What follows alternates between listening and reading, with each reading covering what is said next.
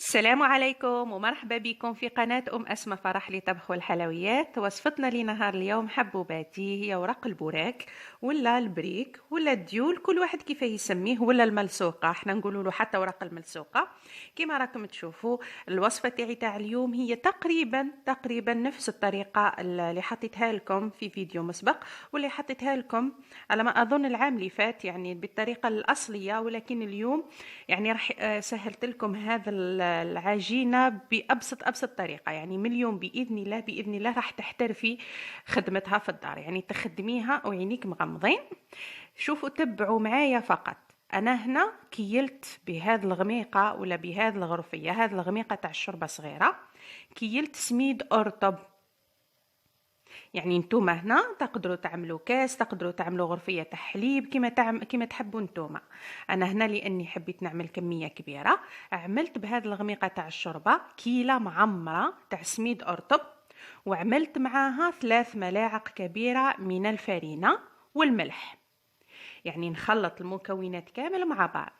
اما فيما يخص نتوما حبيتوا، يعني انا ننصحكم انكم تجربوا كميه صغيره. بار اكزومبل تعملوا كاس تاع جازوز ولا كاس تاع مناضه كبير، تعملوا فيه 3 ملاعق كبيره تاع فرينه، يعني كاس معمر سميد، وتعملوا معاه 3 مغارف تاع قهوه فرينه والملح طبعا.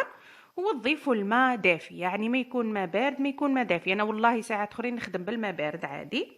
راح نبل العجينه تاعي بالماء. وكنصيحة أخرى بلا ما ننسى، دائما الوراق تاع البوراك أخدموهم في ليان ولا في باسينة ولا كيفات ولا قصعة صغيرة، يكون القاع تاعها ضيق من تحت، باه يساعدكم في العجين. خير ما تعملوا قصعة كبيرة وتظلوا تخبطوا منه ومن هيه وتظل العجينة تطير وتتعبكم وتلصق في الحواشي. يعني هذه كنصيحة. دائما نضيفوا الماء بشوية ونعجنوا كخطوة أولى، ما نعجنوش يعني نعجنوا كما راكم تشوفوا فيا أنا كيفاه ندير. يعني نضيف الماء بشوي، نحاول بهذه الطريقة ندخل هذيك الفرينة والسميد والماء في بعضهم باش ما يتكعبروش وما يديرولناش كعابر. نضيف الماء بالشوية حتى تطرالي العجينة.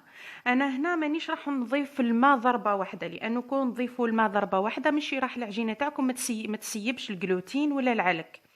والعجينة الا ما سيبتش العلك ولا الجلوتين تسمى ماهيش ناجحة، يعني فزتوها من الضربة الاولى.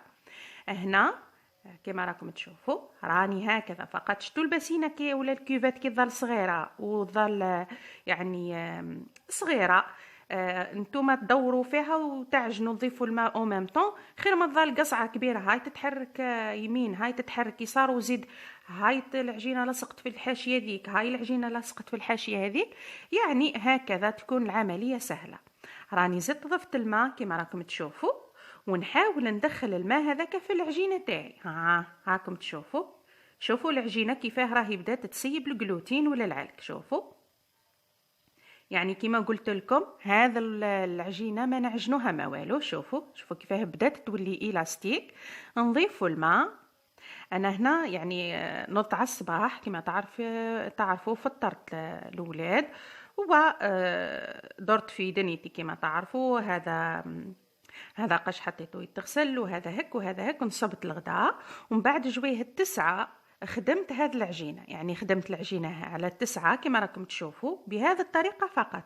من بعد غطيتها وخليتها ترتاح حتى العشية هي خلاص باه طيبتها، يعني ولا بعد باه كملتها. تشوفوا معايا في الفيديو. هنا البنات دخلت هذيك الكميه تاع الماء. انا هنا الماء ما نقدرش نقول لكم قداه، ليسونسيال عمرو طاس بحذاكم، دافي ولا بارد ولا تاع حنفيه كيما تحبوا نتوما، ما يهمش لا سخون لا بارد. راني قلت لكم انا ما نخدم بالبارد.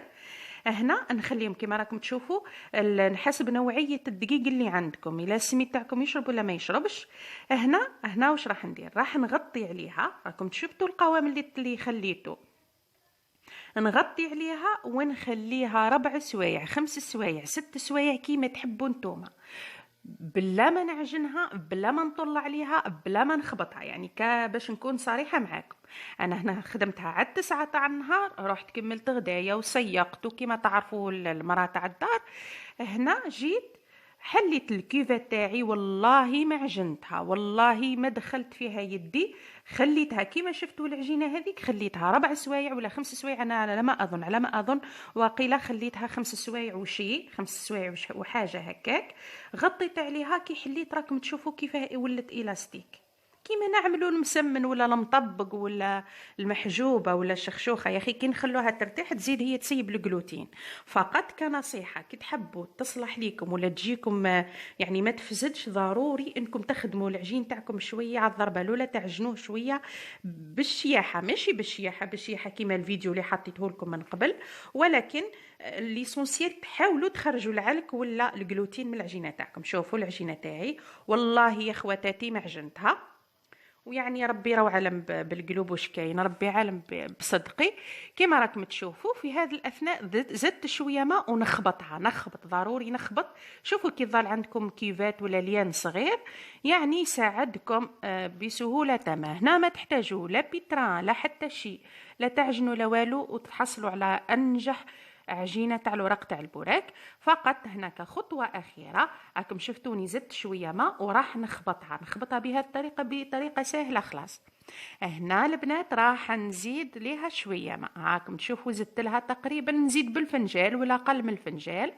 شوفوا كيفاه ندخل الماء على الحواشي، شوفوا هكذا. نزيد في هذه الأثناء نغطيها ونخليها ساعة ونص، ضروري ساعة ونص. المرة الأولى تخلوها 4 سوايع ولا 5، المرة الثانية تخلوها ساعة ونص ولا ساعتين كيما عندكم انتم الوقت كيما تحبوا. من بعد مرور ساعة ونص كيما راكم تشوفوا، أنا هنا كنت صايمة، درت الفطوري ونصبت فطوري وكملت الخدمة تاعي، درت الكسرة تاع الكوشة.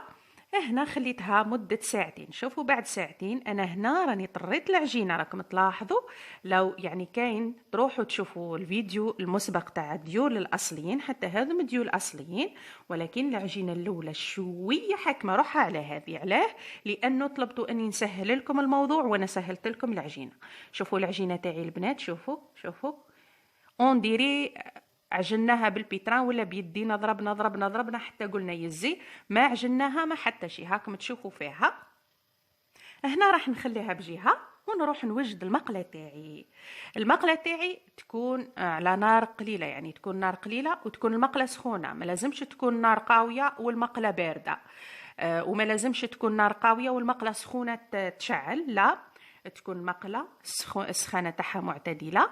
انا هنا الحقيقه ملفه نطيب في فوق الطابونه تجيني اسهل وتطيب، يعني ليه هنا الكانون تاعي لا نقصتي تاع الكويزينيري، لا نقصتي فيه الحواشي بالسيف لا يطيبوا، ولا زدتي فيه راح تتقرمش وراح تقند ليكم. لهذا فقط يعني ضروري، ولا من الأحسن أنكم تطيبوا فوق الطابونة، تشعلوا الكوانن في 3 وتنقصوا عليهم خلاص، وتبدوا تطيبوا واحدة واحدة.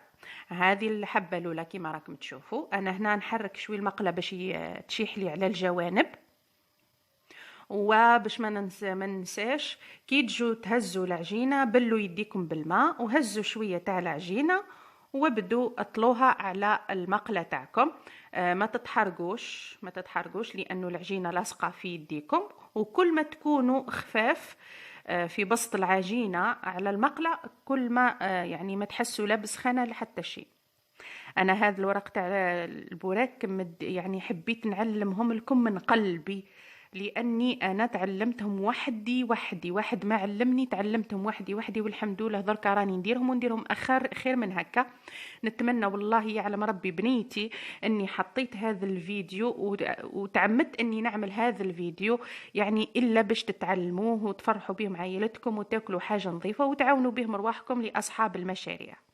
هذه الحبة الثانية البنات، شوفوا راني نحرك في المقله منا ومنا باه يطيبولي على الاطراف، ونحي الورقه تاعي تاع البوراك ونحطها على اختها ما تلصقش، لانه الدقيق اكثر من الفرينه. اما الا درتوها فقط بالفرينه حطوا كل واحده بعيده على اختها، كي تبرد حطوهم فوق بعضاهم. اما هنا كي ظلوا سخونين حطوهم فوق بعضاهم البنات، ما تخافوش ما يلصقوش فوق بعضاهم.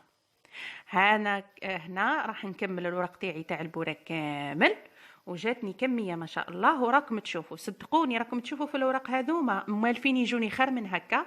وشوفوا الفيديو الاول راح باذن الله، الا ما نسيتش راني نخليه لكم في صندوق الوصف، وإلا نسيتها فكروني ونخلي لكم الرابط.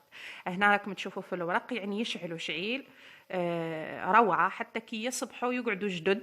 انا ندير في رمضان ندير على 3 ايام ولا 4، كل يوم نجبد 3 ولا 4 لان ما ناكلوش البوراك بزاف. والله يا البنات يقعدوا هما نغطوهم فقط مليح، نحطوهم في صرفيطه، والصرفيطه هذيك ندخلوها في ساشيه ونحطوها في الفريجيدير، ولا الا حبيتوا تكونجيليوهم حطوهم في صحنه، غطوهم بالبابي فيلم مليح، ومن بعد دخلوهم الكونجيلاتور راح يقعدوا واش قد يقعدوا على حالهم، يعني ما يفسدوا ما حتى شيء. خرجوهم يسخنوا شويه ومن بعد بدوا نحوا بالورقه وخدموا وحشوها كيما تحبوا نتوما. نتمنى من كل قلبي تكون وصلت هذا يعني يكون ديروا القلب، إن صح التعبير ديروا القلب، لأني والله يعلم ربي بنيتي خدمت هذا الفيديو من كل قلبي. متمنية منكم عفوا تجربوه وترجعوا لي في التعليقات وتقولوا لي، فرحتي كبيرة كي تقولوا لي رانا نجحنا فيها. ما تنسونيش بصالح دعائكم ودعمكم للقناة، والسلام عليكم.